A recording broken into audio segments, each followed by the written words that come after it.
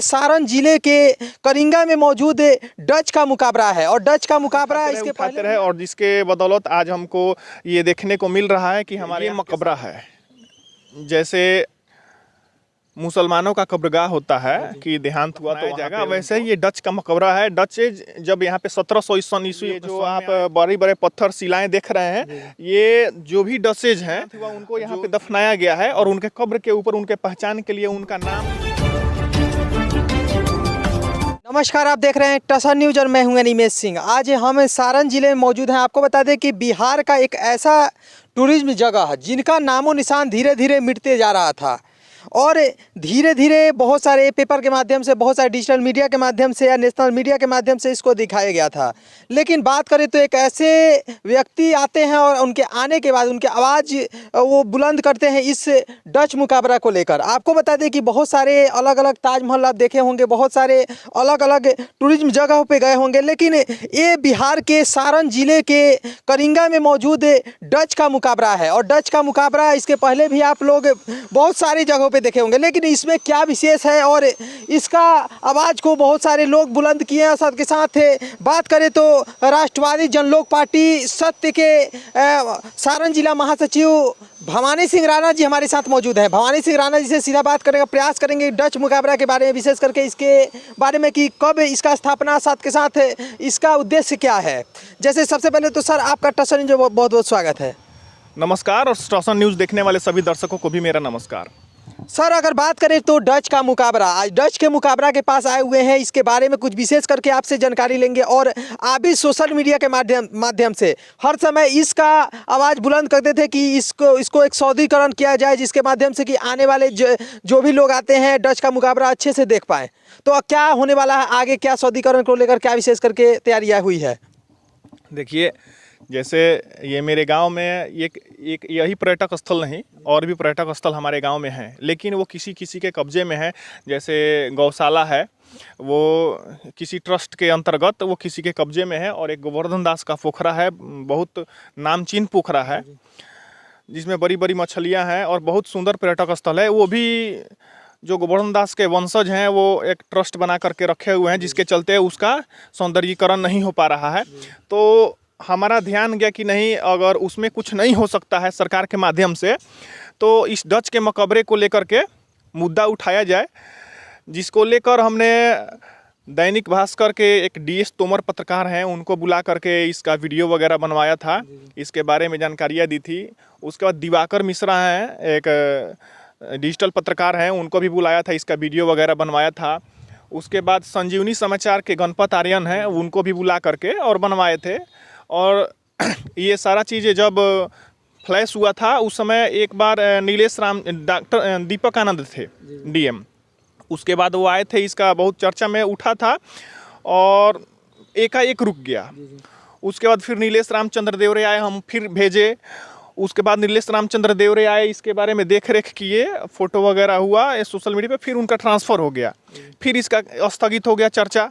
उसके बाद अमन समीर जो अभी DM आए हुए हैं यहाँ के जिलाधिकारी, मैंने उनके पास इस सारे वीडियो को भेजा तो वो इस पर एक्टिव हुए और उन्होंने इसका विवरण पूरा डिटेल मेरे से मांगा। तो चूँकि पहले से जितने भी DM वगैरह लोग आए थे या अखबार वगैरह में छपा था, या एक आर्किटेक्ट इंजीनियर SD सिंह भी आए हुए थे रांची से, उन्होंने इसका मैप वगैरह भी तैयार हुआ था और 2.25 करोड़ का लागत का फंड भी पास हुआ था, 1,67,00,000 का। और वो सारा डिटेल हमने DM साहब को उपलब्ध कराया और DM साहब से बोले कि श्रीमान अगर आप जब भी आइएगा तो मेरे को एक बार सूचना दीजिएगा, मैं स्थल पे आऊँगा। DM साहब ने बोला कि ठीक है। DM साहब जब आए, 1 हफ्ता के अंदर DM साहब आए और उसके बाद हमको सूचना गया, हम भी आए। तो CO साहब साथ में आए थे, BDO साहब आए थे। CO साहब को आदेश दिए कि भाई इसको नापी किया जाए, ज़मीन कितना है, 81 डिसमिल इसका ज़मीन है, 21.5 कट्ठा लमसम में। तो इसका ज़मीन नापी हुआ और उसके बाद में फिर नापी होने के बाद स्थगित हो गया, 15-20 दिन तक कुछ सुगबुगाहट नहीं रहा। फिर मैंने DM साहब को कॉल किया कि श्रीमान नापी होने के बाद सभी कोई कार्य नहीं किया गया है, आपके चले जाने के बाद ये फिर स्थगित हो जाएगा। तो उन्होंने मनरेगा से कार्य करने के लिए जहाँ जो भी यहाँ के पंचायत प्रतिनिधि या प्रखंड विकास पदाधिकारी उनको सूचना दिए। तो ये जो भी आप देख रहे हैं अभी जो यहाँ का मिट्टी बराबर किया गया है, ये मिट्टी ऐसे ही उभर खाबर होता था, ठीक है। ये सर ऐसे मिट्टी उभर खाबर होता था, इसको JCB के द्वारा, पंचायत प्रतिनिधि के द्वारा बराबर कराया गया है। चूँकि हम लोग समाज सेवी हैं तो हम लोग सहयोग कर सकते हैं, किसी बात को आगे बढ़ा सकते हैं। हम पंचायत प्रतिनिधि या किसी पद पर नहीं है कि हमारे अकाउंट में फंड आएगा और हम कोई काम करवाएंगे, लेकिन हाँ, हम लोगों का नेतृत्व का क्षमता है समाज को एकजुट करने का और समाज को सही राह पे ले चलने का, दिखाने का। सिस्टम जानकारी पता है कि कहाँ से क्या हो सकता है, तो हम हमेशा इसका आवाज़ उठाते रहे और जिसके बदौलत आज हमको ये देखने को मिल रहा है कि हमारे आँख के सामने ये सौंदर्यीकरण में हाथ लगा हुआ है। विशेषता क्या है, डच का विशेषता क्या है? क्या कभी यहाँ पे कुछ विशेष हुआ था? और जैसे कि अंग्रेज आए थे, अंग्रेज के पहले भी डच लोग आए हुए थे, तो क्या ये डच लोग का एक जगह था, रहने का जगह था या कुछ विशेष था? देखिए, ये मकबरा है। जैसे मुसलमानों का कब्रगाह होता है कि देहांत हुआ तो वहाँ पे उनको दफनाया जाएगा, वैसे ही ये डच का मकबरा है। डच जब यहाँ पे 1700 ईस्वी सन में आए थे तो यहाँ पे नील की खेती वगैरह करते थे, जैसा कि पूर्वज लोग कहते हैं और जैसा कि अखबार या किताबों में हमने पढ़ा है। नील की खेती करते थे और यहाँ पे जब उनका देहांत होता था तो यहाँ पे दफनाया जाता था। ये जो सिमेट्री आप देख रहे हैं, ये जो आप बड़े बड़े पत्थर शिलाएं देख रहे हैं, ये जो भी डसेज हैं जो जिनका देहांत हुआ उनको यहाँ पे दफनाया गया है और उनके कब्र के ऊपर उनके पहचान के लिए उनका नाम लिख करके किस ईस्वी में उनका देहांत हुआ है इस पर लिखा हुआ है पत्थर की खुदाई करके। तो ये एक्चुअली में मकबरा है।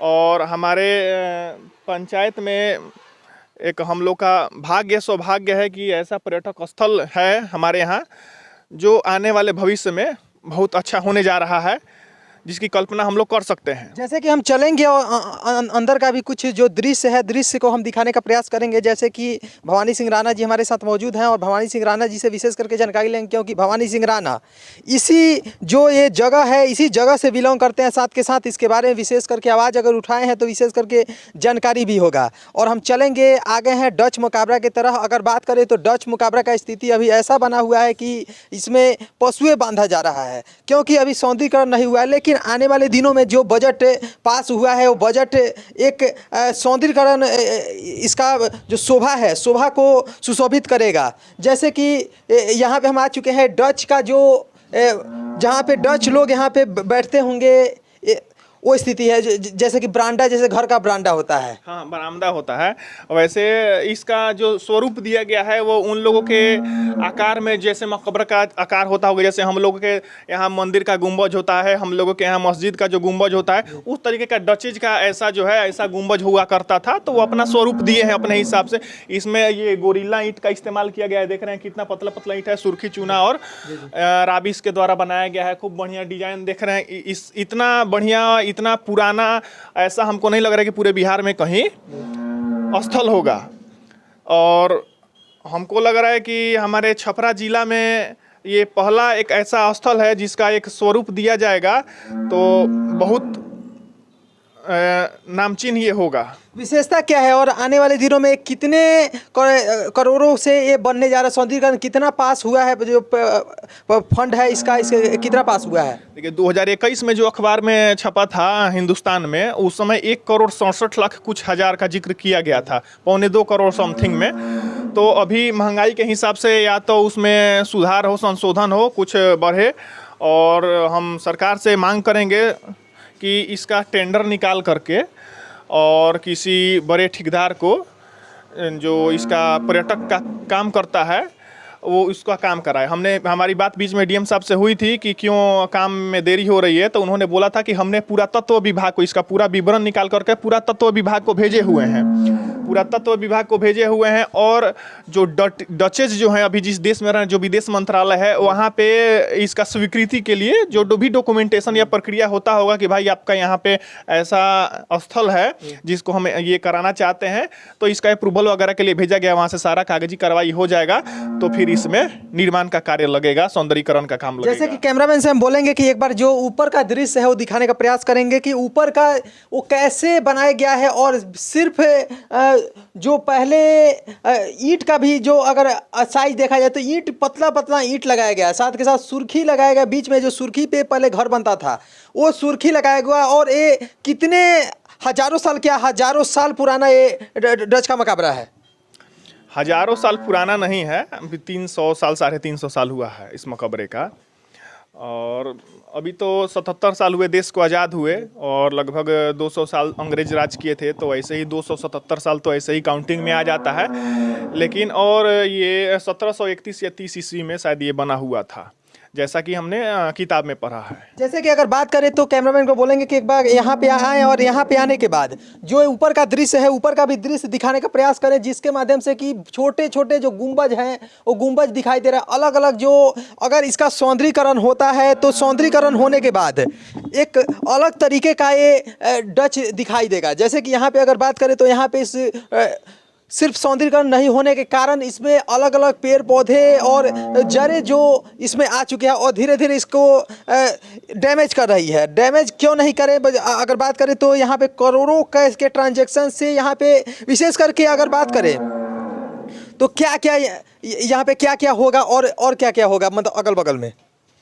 देखिए यहाँ पे जैसे कि वो SD सिंह इंजीनियर थे, उस समय बताए थे कि यहाँ पे एक कैंटीन खुलेगा, एक साइकिल स्टैंड खुलेगा, कुछ लड़के रहेंगे ट्रेनर, उनको ट्रेंड किया जाएगा कि कहाँ पे कैसे क्या इसका इतिहास रहा है। जैसे राजगीर वगैरह या बड़े किला वगैरह, लाल किला वगैरह में रहता है कि लोग जाते हैं तो वहाँ पे बताया जाता है कि ऐसे ऐसे वैसे ट्रेनर वगैरह की व्यवस्था यहाँ पे की जाएगी। उसके बाद इधर सरोवर का निर्माण कराया जाएगा जिसमें स्टीमर वगैरह चलेगा। ये जो सरोवर देख रहे हैं आप, इस सरोवर में स्टीमर वगैरह चलाने का प्लान है। एक बहुत अच्छा स्वरूप और एक पर्यटक स्थल का रूप देने का प्लान है। यहाँ पे कैंटीन, साइकिल स्टैंड, मतलब लगभग लोगों को रोजगार, लगभग 100-200 लोगों को रोजगार इस पर्यटक स्थल से मिलने वाला है।